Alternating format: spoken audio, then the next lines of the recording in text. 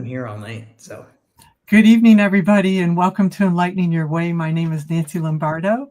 We are airing live on the Lilydale Assembly official Facebook page and YouTube channel. I'm a year-round resident here at Lilydale and the president of the Church of Living Spirit, which is an independent spiritualist church here in Lilydale. I'm a military veteran, retired police detective, fitness and yoga instructor, and wellness is my passion. This show is a combination of my many life experiences that'll help and feature various topics and guests to help enrich one's mind, body, and soul on your pathway to healthy living. My Facebook page, Wellness with Nancy Lombardo, where my motto is protecting and serving your well-being. And today, my special guest is Kacy. Say it, Kacy. Boccumini. I knew I was going to mess it up. Boccumini. And it's Italian. Kacy is a certified tarot reader, an astrologer, and medium, offering transformative readings that blend deep insight with practical advice, helping clients navigate personal and professional and creative crossroads. The founder of The Lighthouse, which is a personal transformation coaching center. Kacy is also an award-winning screenwriter and director, known for his genre-defined films that elevate traditional narratives. And he has recently, last summer, joined the Church of Living Spirit here in Lilydale. I got to meet him on the porch of the Maplewood, where we had a lovely just conversation. You're like one of these people I liked instantly when I met you. You're infectious, you're easy to talk to, and I thought you'd be a great person to have because you're going to be doing workshops here this summer in Lilydale. And so welcome, Kacy. Thank you so much for being here. Thank you so much for having me. I'm also going to apply to be a member. Yay! There you go. I've been doing my year's worth of work. Your year's worth of church work. Exactly. Yes, you have to do that. And, you know, in researching you, all of a sudden I found that you're best known for your appearance on the Real L World, which is a 9-episode Showtime series, which I don't have Showtime, so that's probably why I didn't know that. It was also like over a decade ago. It was over, yeah, but I don't know. You still got all sorts of pictures and stuff up. People don't forget things like that. I guess they don't. I never like to lead with that, specifically because like A, it was so long ago, and B, you know, when people go, "Oh, you look so familiar," and you go, "Well, I was on the TV show," and they go, "No, didn't we play like soccer together when we were 8?" I'm like, "Oh, I look like so many other people." You know, everybody has this sort of haircut and this sort of flannel. And you're in California, right? Huh? And you are living in California? I live in Los Angeles. Yep. I live in beautiful, beautiful, sunny Los Angeles. And you know, we were sending prayers out during all the fires, and I hope you came through that okay. And I don't know about your friends. I did. It was really comforting to be able to log on to Zoom and to see while you're going through major snowstorms and talk about snow, right? Yeah. My whole city is burning. Yeah. It was really scary. It was biblical is the best way that I could describe seeing just waves and waves and waves of fire, but I'm okay. My friends are okay. It was hard. Like Los Angeles as a city is my home.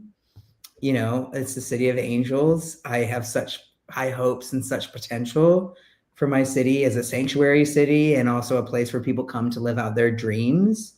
So to see it on fire was hard, was really hard. But, you know, we have a lot of great people here that really pulled together and got a lot of resources going. It's going to take about 10 years to rebuild everything, but hopefully it's better.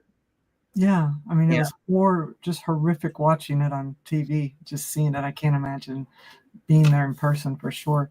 Yeah. So how do you go from California to find your way to Lilydale?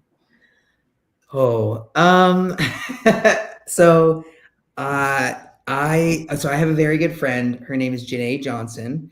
Okay. She has been to Lilydale numerous times and has studied a lot with Tom. And we're in like a writing coven together. And she's like, Kacy, you've got to go to Lilydale. You've got to go to Lilydale. And she's like, you would love it. It's mind blowing. She's like, you know, you got to go here. You got to go to this stump. You got to go here. And I was like, okay. So finally last year, I was like, you know, I think I'm going to take a trip out to just go visit this place, because I've seen the website a few times. And I had a friend who actually helps run the cinema at Chautauqua every summer. Okay. And I was like, oh, that's cool. I've always wanted to go visit the cinema, because it looks so cool. I'll just plan my trip. And so I got to Lilydale and instantly fell in love. It was one of those places where I literally stepped onto the grounds and was like, oh, I found my people. I found my place. And that's exactly, I think, what you told me when I met you on the Maplewood. You had this look, and I see it very often, of people that come here for the first time, because I don't think they understand what hits them when they come through the gate, because it's such a different change of energy. Completely. And then the grounds, you know, we've been here 145 years. So the energy that's been moving in this small little area for such a long time, it's just overwhelming to people. It's very overwhelming to people. Yeah, I had never, it definitely called to me on the website. I remember looking at the website and being like, there is something very specific drawing me to this energy. And then as soon as I got to the assembly hall, I remember sitting down for the afternoon service, the 4:30 service. And I remember sitting in a chair, and as soon as I sat down, I had this overwhelming epiphany of like, oh, everything in my life has been leading me to this moment right now in this chair. Everything I've been through, every person I've met, all of my family, like everything. And looking around this room, I knew immediately that I had a purpose, what that purpose was, and definitively that, you know, that there was a source, and she was distinctly powerful and deeply feminine. And that was a very real, like pulsing thought. And then I looked around the room at the makeup of the people that were sitting there, and I was like, this is why women are better. Like, this is why women are better. It's a very strong, dominated female community for sure. Very much so, but in a way that's like, everybody's cared for. Everybody's looked after. Nobody's cast aside. Everybody's welcome. And I feel very strongly that like, it's the most, you know, godly, although no one really says that in Lilydale, everything is spirit. It's the most godly thing of like, we're all one. And it's so, you just feel it. You feel it the minute you walk onto the grounds, that you're just in a very loving, nurturing space where every person you walk past says, hello, how are you? You know, Judy said I was a fairy, which is awesome. Did you know anything about spiritualism when you got here? No, not a thing. Are you kidding me? Nothing. Wow. So you even joined the church like the same time you were here then? That's what I mean. Like, I was there for 4 days. Yeah. And like, this is it. I'm in. Yeah, and you were all in. You've been coming to church every week. Yeah, it's 7:30 in the morning. I know.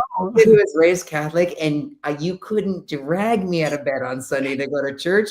And now I wake up at 7:30 in the morning to go just to be there. And oh man, I'll hit that, and I'll open. And if I miss the morning meditation, I'm so mad at myself. Well, we got people tuning in from Santa Barbara, South Dayton. A lady said she met you here this summer, and she hopes to see more of you. So I know, very cool. So was there any particular place in Lilydale that you liked, or did you just like the whole idea of the community? Well, so the intention of going to Lilydale for real was, I had just started really like, you know, I was very good at tarot. Have been practicing tarot for a long time. I'm certified through Biddy Tarot. A lot of people use Biddy Tarot. The reason why I gravitated towards that modality in that particular site is Biddy is known for being like very light. right? Very bright, very light, very welcoming. And I love that because I firmly believe that like this is all light work, right? Oh yeah, totally. Yes. It's all light work. Mm-hmm. And even in the darkness of it, right? When you're going through grief or when you're talking about the harder things, it's still light work. It is what it is. And so I started to realize that as I was doing tarot, what I was actually doing was I was listening and I was hearing people talk, and someone was like, do you know that that's not tarot? That's mediumship. And I was like, oh, interesting. Okay. Sometimes it's a tool that you use to get to the mediumship part. And I've had a lot of people tell me that. They're like, one day you won't need the cards. And I'm at the point now where I don't need the cards, but they still like to be translated. So I came to Lilydale with the intention of getting better at mediumship because I wanted to contact my mom who's in spirit. She died in 2014. Yes. And so there's, I can't pronounce his last name, but I went on the ghost walk. Oh, Ron. Ron. Okay. Yeah. Ron was the best. I loved the jokes. I loved every joke he cracked. My friend who ran the cinema, I brought her and her best friend were with me, and we were cracking up the entire time. He had us rolling. Everything was so funny. But as you know from the tour, the end of it ends at nighttime at Inspiration Stone. Yep. And so what sold me on Lilydale was during that meditation, I have a tattoo for my mom. She hated my tattoos. She hated them. And I was like, what if I got one of your face? Would you hate that? Which is our relationship dynamic, right? She'd be like, I don't like this thing about you. And I was like, well, I'm part of you. So whose fault is that? Like, if that was the dynamic. And the tattoo says, this one's for you. It's a line from an Elton John song.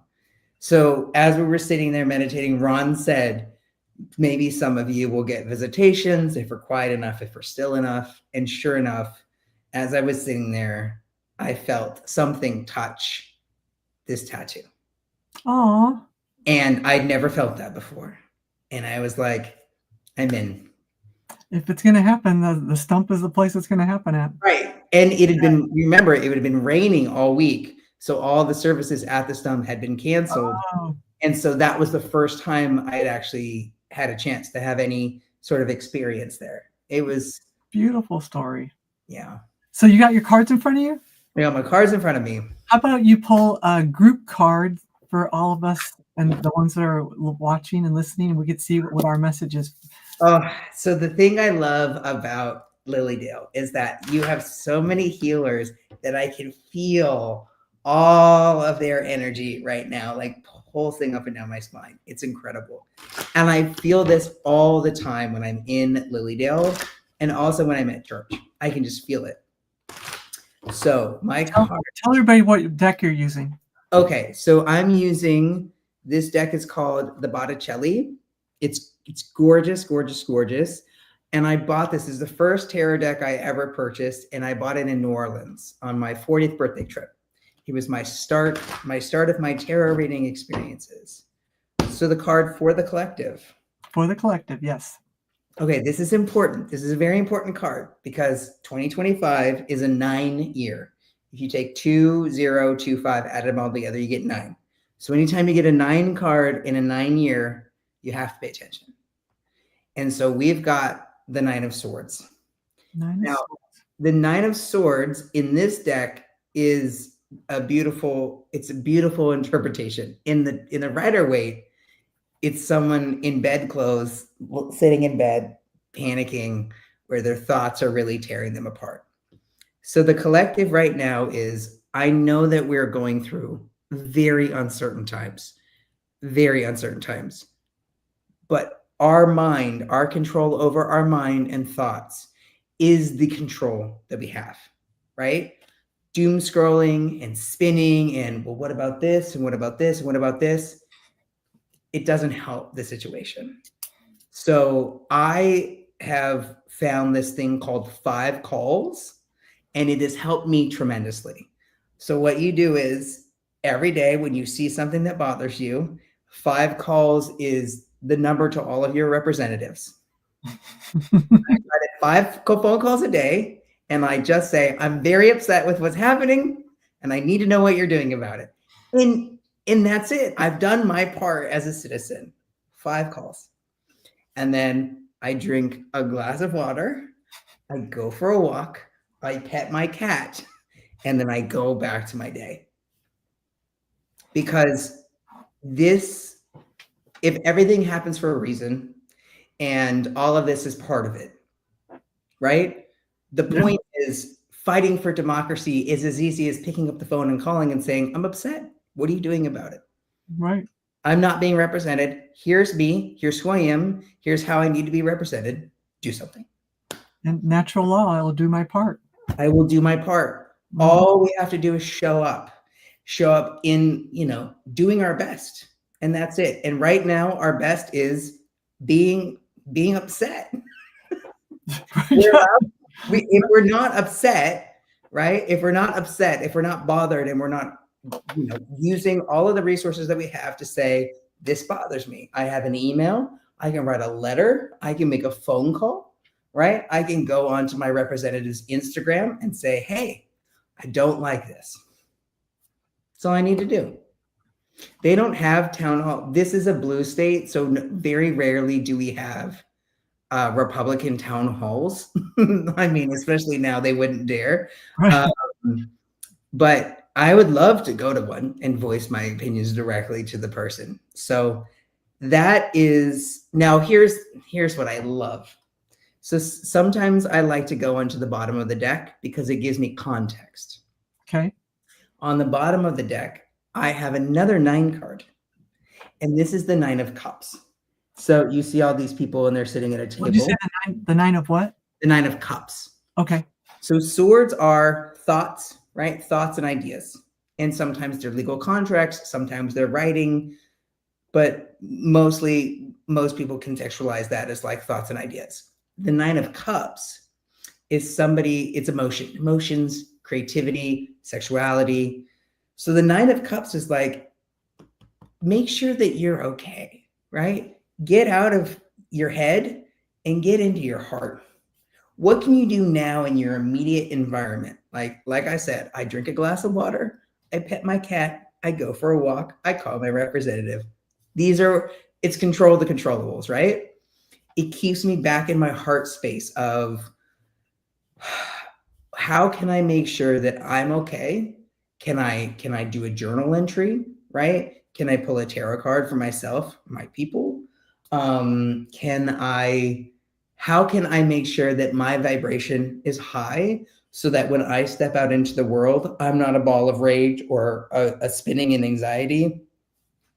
I'm calm in my heart, knowing that like, if I show up and I surrender it to spirit and just go, okay, the next logical step will unfurl before me. All I have to do is my part. Everything else is taken care of. That's 9 of Cup energy. That's perfect. I like that. Yeah. I like 9s, but I love 3s. So 9's a different. Oh yeah. 3. So that's a good number. Good number, good card for the collective. I like that very much. 40s. Would you say you got that deck when you were 40? I did.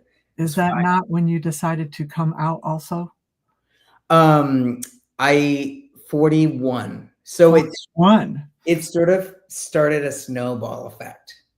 How's that?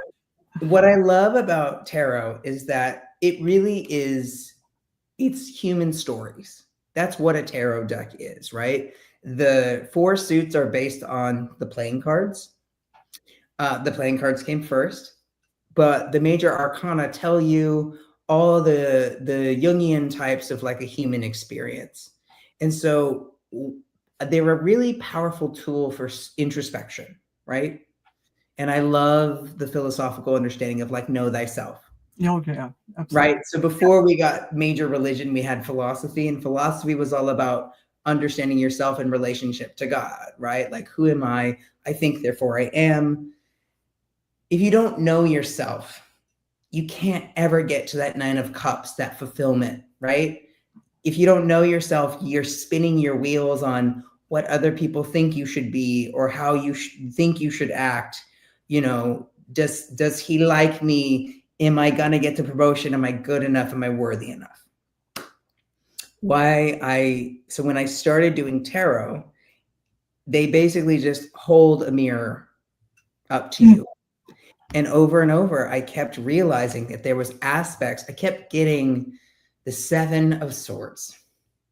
The Seven of Swords is a card of deception. Oh. Kept getting that card over and over again. And outside of tarot and mediumship, I'm also a writer and a filmmaker. And when you write, you're basically holding a mirror up to your subconscious and your psyche, and also your spirit team, right? Your spirit team is like, you're writing a lot about masks, maybe. Holding you accountable. It's holding you accountable. And I just started to realize that, you know, perhaps the reason why my favorite writer is a man, James Baldwin, and my favorite director is a man, Tony Scott. And that doesn't mean I'm a misogynist. Perhaps it just means I'm a guy. And so I really struggled with that. I was like, I'm the worst feminist in the world. I don't understand. I love women. I just don't feel like one. And I was like, oh, well, bud, it's probably because you're not. And so on Valentine's Day of 2021, I was driving to a date, and I came to that exact realization, like, oh, I'm not a bad feminist. I'm just not a woman. And I pulled over the car and I thought about that for a second. And I was like, yeah, I've known that since I was little. When I was 4 years old, I would walk around in green shorts, like, and stand like this, and He-Man. That was my life's ambition, to be He-Man. I would have made a great He-Man. I did the short-haired bob did not work for my jawline, but other than that, I loved it. And I was like, yeah, that has been the missing piece in my detective's journey. I don't like that you said that being trans, it's hard to find love. Oh, well, that made me sad. It can be. Of the LGBTQIA plus community, obviously, you know that suicide rates are very high. Mm-hmm. They over-index for bisexual people and trans people because our identities are really linked to who we're sleeping with or how we identify. And it can just be a very lonely existence. It's really hard. Well, because, you know, one of the things I had to do was learn how to fall in love with a man, because I had to like, yeah, I'm allowed to fall in love with one guy, and it's me. Right. And most of, you know, I have a lot of friends who are trans and are trans men, and they're all gay. So they're men who date men. And I'm like, no, that's not me. And it's really weird to have been part of the queer community, the gay community for so long, but now not identify as gay. And you're just like, huh? Well, what was with all that discrimination in my high school years? Like, I don't understand. I love that's how you found Lilydale. You found your community. I did. Because that matters with us. You're who you are. You're you. Which was amazing to see, to walk into something that's like a church and to have people just openly embrace you, healed quite a lot. And so what I'm trying to do in Los Angeles is create a space that replicates that same energy here, because so many people that I talk to, and not just trans people, not just queer people, but like, you know, cis straight people who are lonely and have no community. I'm like, it's hard to make friends out here. It's hard to make friends when you're divorced, you know, middle-aged, and you're like, well, I have a cat and no children, and like, I don't know, you know, right. I would like a space where I could feel good about myself. I don't want to, you know, I love to dance, but I'm not going to go out to the clubs as a 45-year-old single white dude. Like, I think you said in one of your interviews that you're a very good dancer, better than I most dancers. I love to dance. I'm Oh, a big dancer. I feel like I'm about an 8. I can hold my own. I can turn. I like what you said too. I heard you say this. I like to write poetry, as you probably know a little bit, but that you said writing could be 20,000 words or it could be one word. It Mhm. doesn't, it's just writing's writing. I just love that. I'm so curious, what interviews of mine did you watch? You I you just, were well, I do my research. I'm a detective, my research. I know. Oh I God. like that. Do you know my credit score? Like, how deep did you go? Didn't go that far. Didn't dig that deep. So writing, producing, and directing. What inspires you? What has inspired you? Because I like the way you said that you like to elevate traditional narratives. I do. So as you can tell from the Wolfman behind me, I'm very big on genres, right? Like classical Hollywood genres. Right?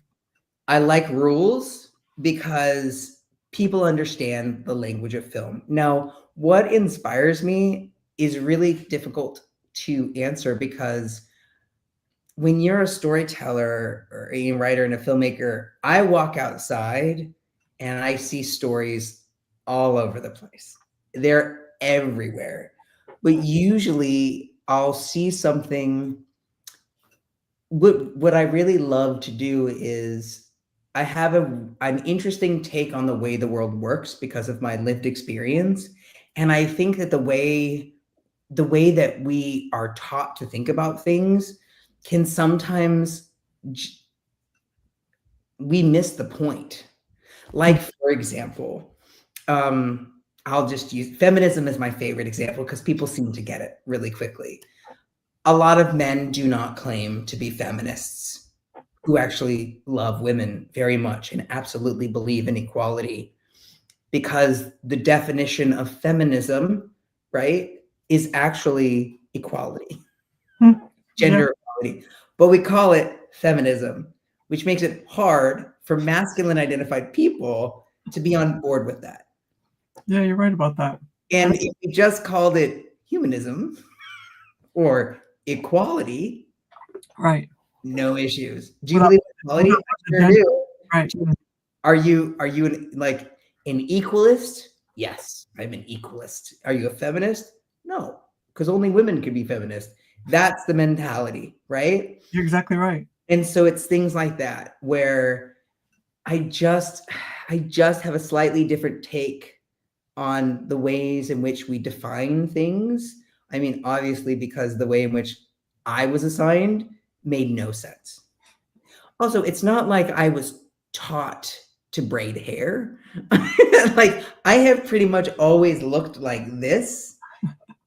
And so, it's like, okay, well, I guess that's a version, but it's not it looks a lot like a mistake or, not a mistake, Not but like mistake. That's not the right way. No. mistake isn't the right word, but it's just like, are we splitting hairs here? Like, is this really scary? Like the difference between me being identified as a man versus a woman, it's kind of arbitrary at this point. Aren't I just this entity?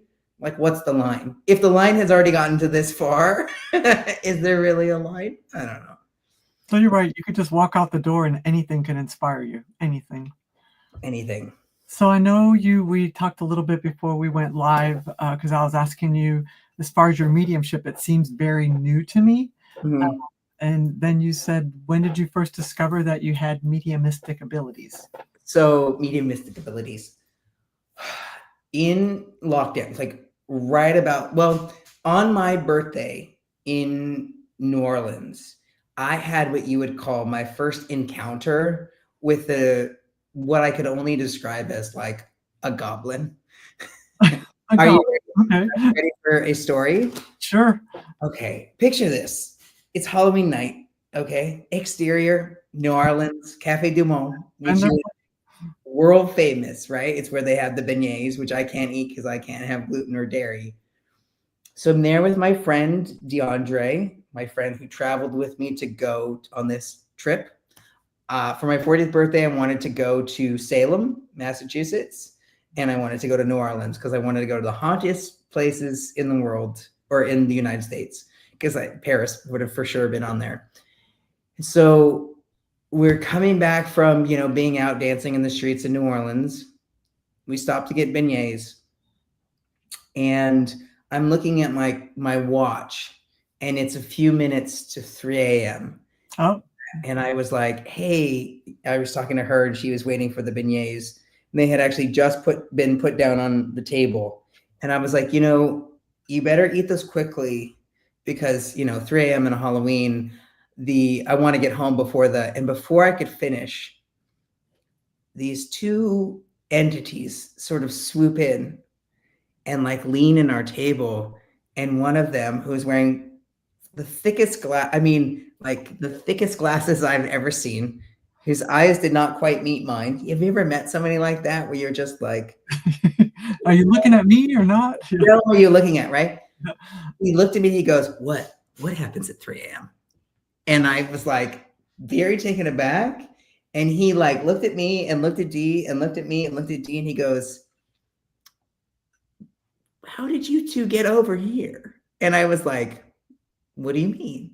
And he goes, look around. And so I was sitting like this, and I turned right, and you could cut the restaurant in half.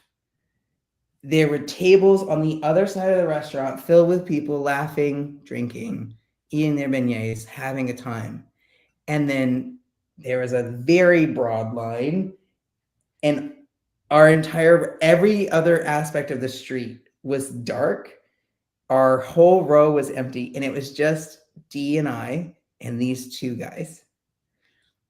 And I was like, I don't know. And he just sat down, and he goes, so what are you two doing here? And I was like, oh, we were just leaving.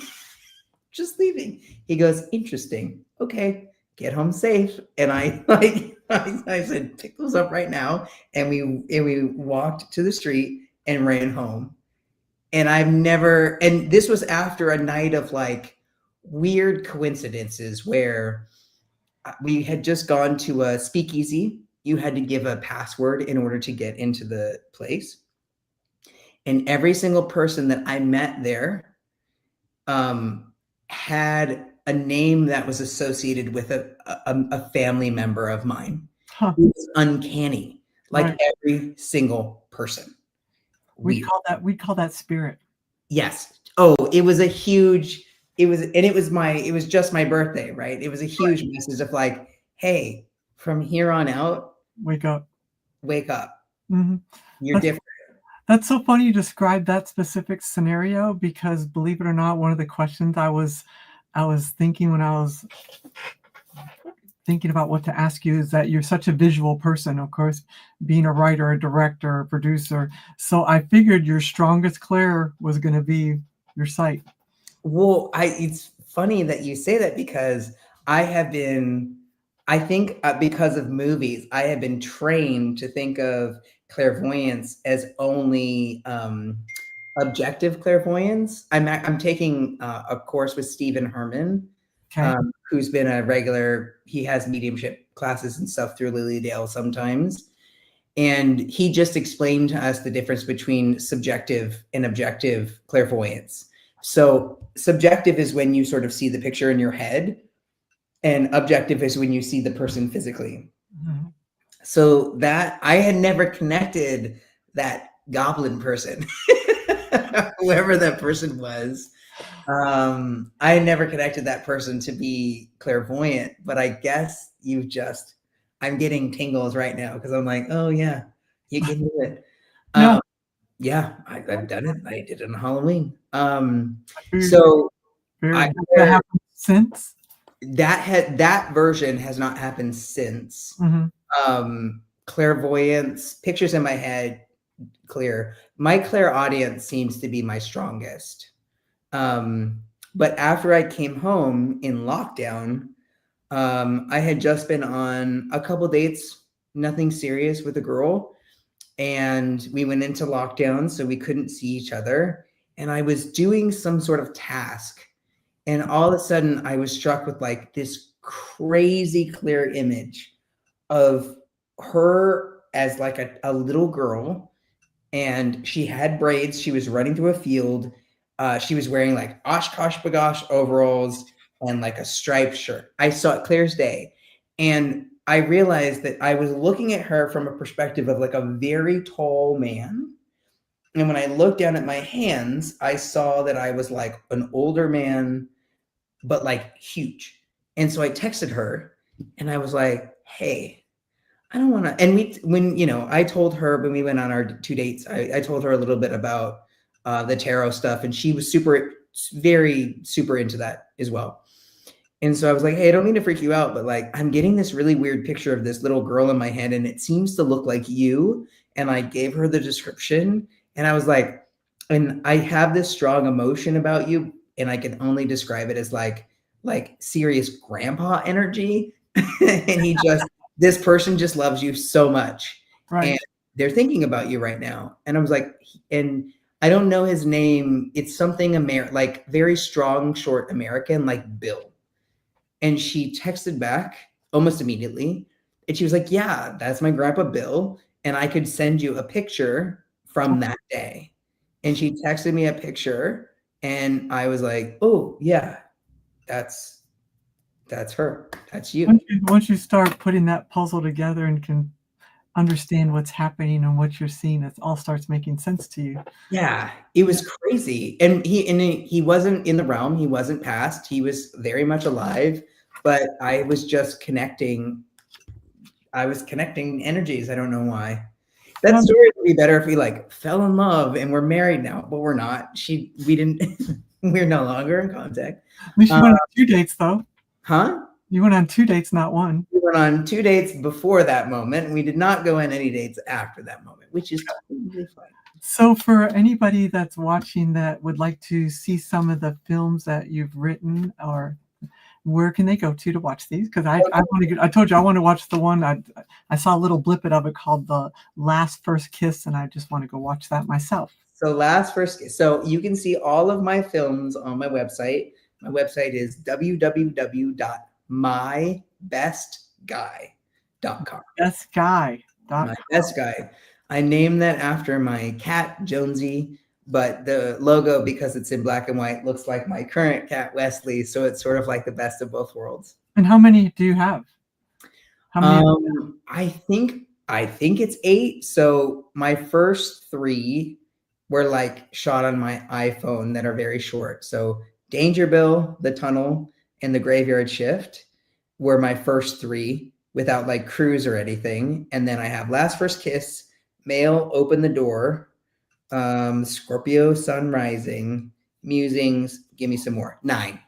Nice. And then I'm editing my 10th one right now. Awesome. Yeah. Very cool. So you're going to be coming to Lilydale this summer. Coming to Lilydale this summer. I'm so excited. I will be there. So here's another hard Italian name. I will be co-teaching a class with Isabel Guardino. I think that's how you pronounce her name. She's going to kill me for mispronouncing her name. I was looking at it. I was like, I can't even begin to pronounce it. She is. We actually met. We met at Lilydale last year because we were both staying at Jay and Jan's cottage. Oh, crazy. We were staying with Jay, and we just totally hit it off. We call each other bestie. We had the best time. We just laughed, and she was taking Tom's course on the healing, and she did work at the Healing Temple. And so we realized that we're, great, super compatible. And we're teaching a joint class called Unlocking Your Golden Road, which is astrology and tarot. And it's basically how to unlock your greatest potentials career-wise and like vocation-wise. Okay. And that's July 5th. And on July 6th, I'm going to teach people how to write a story using their tarot decks. Oh, that's cool. Yeah. It's a really, really fun exercise. Stephen King actually does a lot of work with tarot decks. That's how he writes some of his books. I know that. Yeah, there's all sorts of techniques that you can use, but And I'm just going to show people how you do not need to know how to read tarot in order to do this. There's very practical ways, but again, this is about human stories. And so if you're writing about human stories and you get stuck or you get locked, a tarot deck is the easiest cheat code to help you get through it and tell really unique things. Even if the same person has the exact same card, you're going to get so much out of it because someone will focus on the trees, someone will focus on the tables, someone will focus on the emotion of the players, some people will focus on what's on the ground. Like, there's a million ways to tell a story.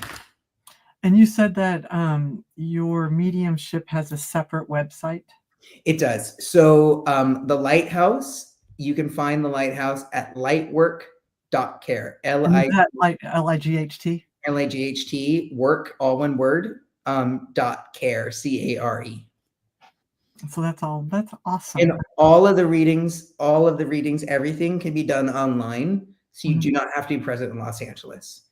You could also find me on Substack through the Lighthouse because I do have lunar readings that I offer. That is a $5 subscription a month. But if there's 2 months in a year, in the month, or if there's always 2 moons in a month. So it's basically $2.50 a reading, which is pretty good. And you always get a little story. Yeah. Before we pull our last card for the evening, I got one last question that I always like to ask. Okay. What is the most important thing you have learned on your spiritual journey? Oh, wow. I believe the most important thing that I have learned is that when you say everyone is deserving of love, everyone is deserving of their dreams, everyone is deserving of rest, everyone is deserving of safety, most people do not include themselves in the description of everyone. And it's such a gift to remind them that they are, and to watch people like light up when they remember that they are also worthy of all those things. And me too, as like someone sitting here who, you know, oftentimes is overworked and undernourished and, you know, runs myself ragged doing all these different things. I forget that I'm also deserving of all of those things. Because you're a people pleaser, and people pleasers tend to not be self-lovers. So I am a recovering codependent for sure. I was raised in alcoholism and addiction, and codependence is the bar to entry, right?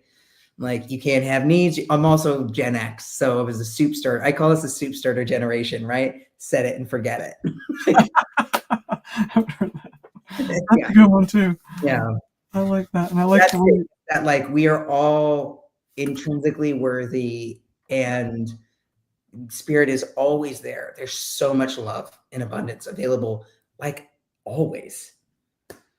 Yeah, that's great. That's a great saying. I wrote down the doom scrolling too. I love that one. I never heard it called that. That's a great one. Quit doom scrolling. Yeah. Okay, let's pull a card. Okay. Another collective card. Okay, yeah. We'll pull a collective card, but I'm also going to pull one just for you. Are you? Okay, I'll take that. You do so much work. You do such good work, and so you are worthy and deserving of. You're very sweet. Of your own abundance. Okay, here we go. So here's the collective card. Okay, the collective card is the Six of Pentacles, and the Six of Pentacles is a card of charity. So what I like to think of in terms of this being a collective card is find a place where you can just like a little bit, $1 here, $2 there, and just give. It will make an impact. Just one small tithing here and there makes a big impact. People don't have a lot right now. They really don't. And so we're not talking big changes, but like increment, like $1 set aside for something fun over the course of a week, right? Over the course of a week. So over the course of a month, that's $4. And then next month, that's $4 more. So that's $8. Incremental changes are still helpful. and giving to yourself and giving to things that you love, that's the energy that this card is asking for. So it's saying, look at where you're spending your money, look at where you're spending your time, look at those subscriptions that you have but you don't necessarily use. Where could you better put that money to actually create the world you want to see? That's that Six of Pentacles. So that is for the collective. So stop the scrolling, stop the worrying, look at your current resources and figure out, where do you want to put that money? Maybe you donate. This is what I love. People who donate to a lot of like big campaigns, maybe you want to put those into local places, because those are the ones that are really going to affect you. So that's your Six of Pentacles reading. And now, Nancy. That's a great message. Okay, mine. I just read the cards. That's just the facts, ma'am. Just the facts. I love that you're a detective. Detective Lombardo is the coolest name ever. The coolest. I kind of like it. I'm kind of proud of it. Oh, okay. See, this is exactly why I knew I had to pull a card for you. You've got the sun. The sun. The sun. So for me, this is, you are entering a period of time of pure abundance. This is renewal. This is coming out. This is riding a brand new horse, stepping into the light, like the traditional Rider-Waite card. It's a baby riding a horse with a banner and a flag with daisies, not daisies, sunflowers. So this is about you awakening to a brand new revolution, a brand new day, a brand new life. Wow. That's stepping onto the sun. So are we dating? Are we going on apps? Are we getting out there? Are we throwing our hat back in the ring? This is a sign of like, this is also a Leo card. I don't know when your birthday is, but I'm a Virgo. Okay, so we just had that eclipse. Yeah, we had the Virgo. Yeah.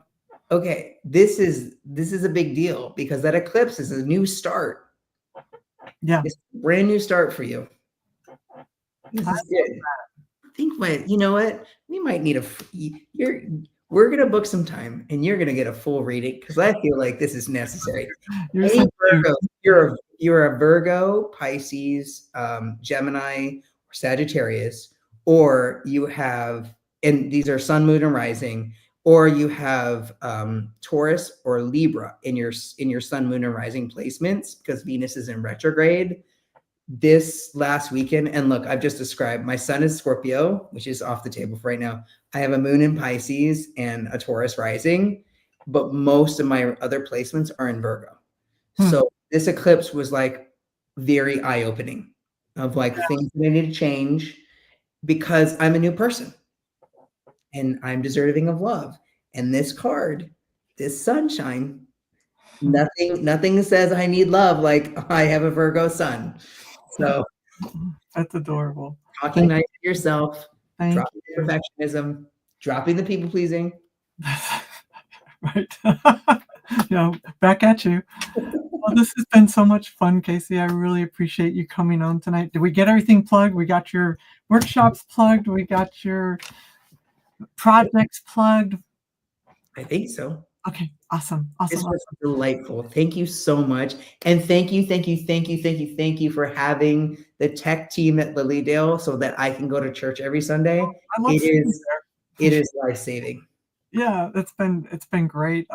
Great energy. I'm sure we'll be seeing more of you here in Lilydale. Thank you all this evening for watching. Make sure and come back again in 2 weeks. We'll have another episode of Enlightening Your Way. My name is Nancy Lombardo. I am protecting and serving your well-being. Thank you so much. Thank you, Kacy. Thank you, everybody. Have a good evening.